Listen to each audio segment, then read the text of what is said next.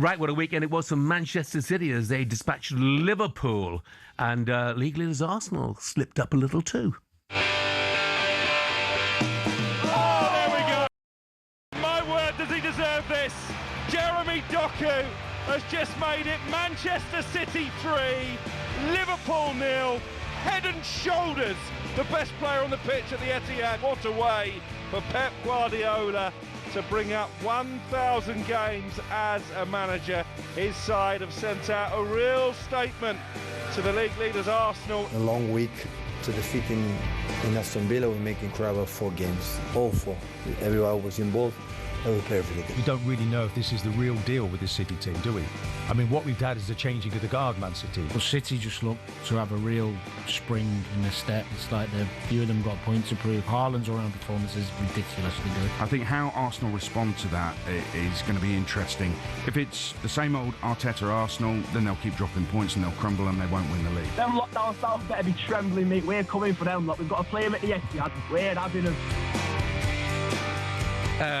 Jeremy Doku absolutely out of Brilliant this world for Brilliant. Manchester City. What a performance. They're 4 points adrift of Arsenal now. Arsenal, of course, having been held to that 2-2 draw.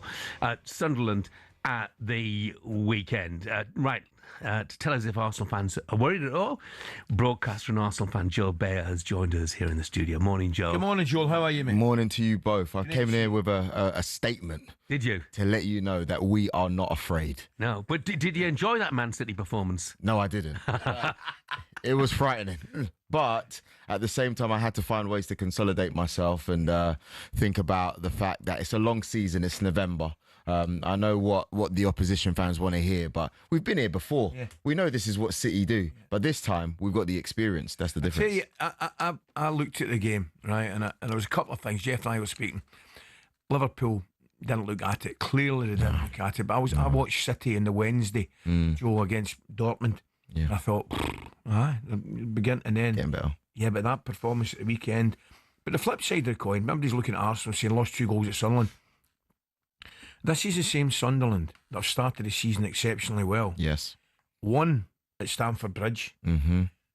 That isn't a bad result for Arsenal. Not at all. Not at all. Not at all. To go out there, they haven't lost at home so far this season. So to go out there and play against a team who's inspired by Granit Xhaka, and you always know it was going to be emotional, their fans are exceptional. Incredible. And honestly, I left that game and I've had the chance, obviously, to get insight from Rio, and he would say that when he's playing those games back in the day and you got Roy Keane there, sometimes they'll leave a game and they'll go, that's a good point gained. Yeah. Instead of feeling like you lost the game.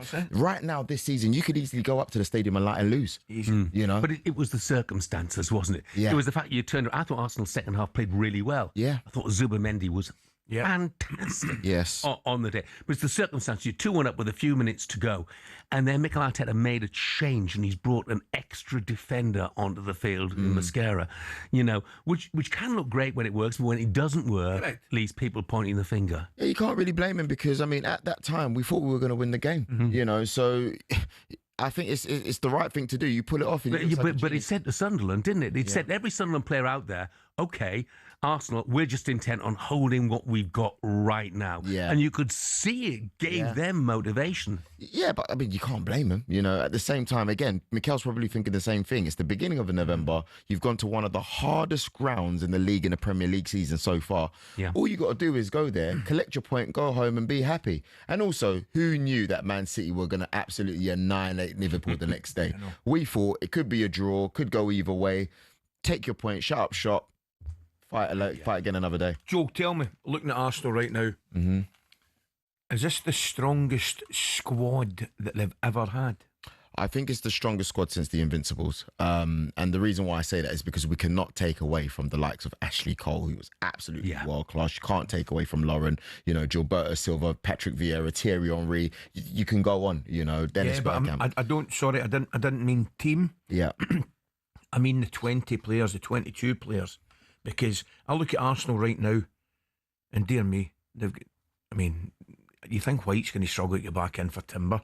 Left back, whether it's, they've got Calafield, they've got 4 or 5 options everywhere.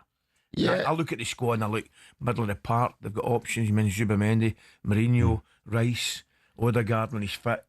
I think there's 19, 20, 21 players there. There's top players, but I think the game's changed a little bit where you need to bolster your squad like that because of the amount of games. I can't get away from the Invincibles when I look at them. Yeah, but I think just because where football is at the moment and you got all these games, you kind of have no choice. And to answer your question in short, yes, because I think, but that's the same with a lot of teams. If you look at it, the same with City, Liverpool, I look at them and I think the depth is really strong. And I just think it's because of how football is today. I like the fact that afterwards at the stadium, no complaints from Mikel Arteta. Which was great. By the way, he must have been knackered. He covers more ground in that technical area than some of the players do. Yeah, I mean, just amazing. Look, a big few weeks ahead after the international break, aren't they? We talk a 4-point gap at the moment. Yeah. Spurs at home, then Bayern Munich in the Champions League at home, and then Chelsea away. Could this be a pivotal period in the season? Yes, because I think we're going to win all games, if I'm honest with you. I mean, look, I'm looking at those league games. I think Tottenham's always going to be a difficult game. There's always emotions. It doesn't matter what form you're in, but we are a better team. If you take away Man City's performance against Liverpool, everybody you're speaking to says Arsenal are just a better equipped team. And it doesn't guarantee you the 3 points, but we're stronger than the opposition. Bayern Munich's going to be a tough one, I'll be really honest with you, the way they're playing and the fact that Kane is just in the form of his life, and Luis Diaz as well. But I will not be surprised if I'm sitting here in this chair and we've got maximum points from all 3 games. What's the difference this year then? What's the difference this year to previous years? I think it's the growth and mentality. Some people listening, talkSPORT fans might go, what mentality? You still haven't won. But the hurt that we've experienced in the last 3 seasons has given us a resilience now where we've been here before. Some people might say, well, so have the other teams, but we've been here before, and the way I see it, it's just another day in the office. And I really believe, stop smiling. I know you're not. No. Is it?